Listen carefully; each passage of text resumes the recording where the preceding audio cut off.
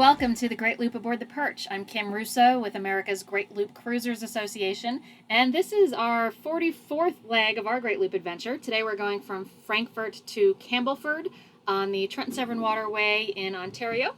So we started off, as you may remember, tied up above Lock 6. This is a spot on the Trent Severn where they have power for those who are tying up overnight for a reasonable moorage fee and electric fee.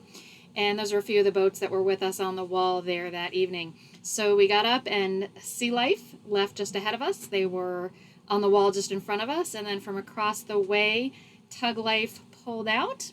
And these are the two boats we would end up traveling with for most of the day.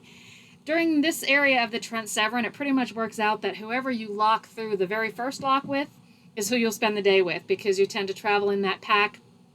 And then the lock masters know and let the next lock know that you're coming. So that was going through Lock 7, which was the first of the day.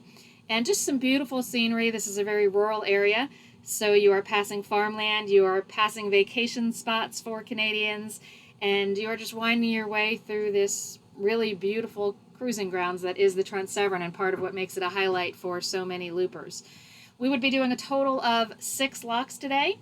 The last 2 are a step lock, a flight lock, so locks 11 and 12 are kind of one lock combined. But as we went into this lock, you can see there's a bridge just beyond the lock.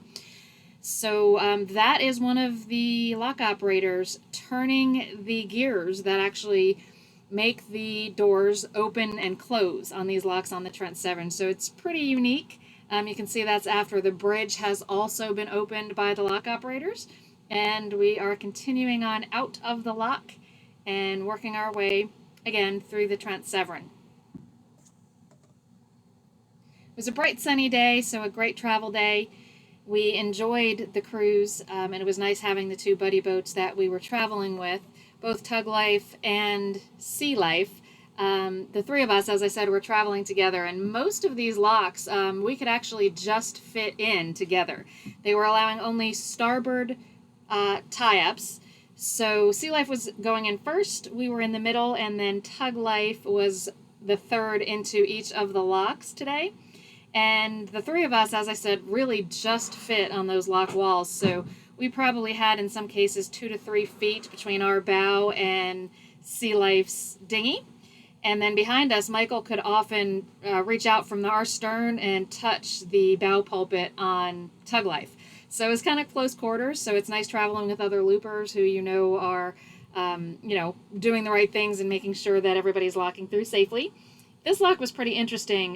This one was lock 10, and it almost looked like it was locking us through right into some trees until we got in there and took the ride up and waved to some of the crowd standing there. There was a family with some children watching as the boats locked through.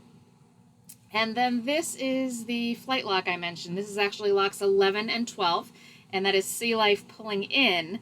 And this is different than, if you remember back when we were on the Erie Canal at Waterford, it's a flight of 5 locks there, but there's a good bit of space between each of those locks. This is more of a true flight, although it's only 2 locks, but you pull right out of the first lock, which is lock 11, and immediately you're entering lock 12. No space in between them. So they've really just taken that distance that they're locking you up and split it into 2 locks. So locks 11 and 12 are the final locks for the day. We would arrive in Campbellford, and there is a town wall there you can tie to for a very economical price. They have power there for you. That's a picture of the Perch there in Campbellford. And I just really want to give a shout out to Campbellford. Beautiful town, very boater friendly. The Chamber of Commerce will take your reservation for a spot on the wall, and when you arrive, they'll have your boat name there waiting for you so you know where you're supposed to tie up. We were not there more than a few minutes when a representative from the Chamber of Commerce came across the bridge and welcomed us, took our payment so we didn't even have to go find them. And it's just a great town to walk around. A large number of restaurants for such a small town, and I will be doing a Great Loop lifestyle video on Campbellford so you can see a little bit more about what is there to enjoy. But this is our overall track for the day.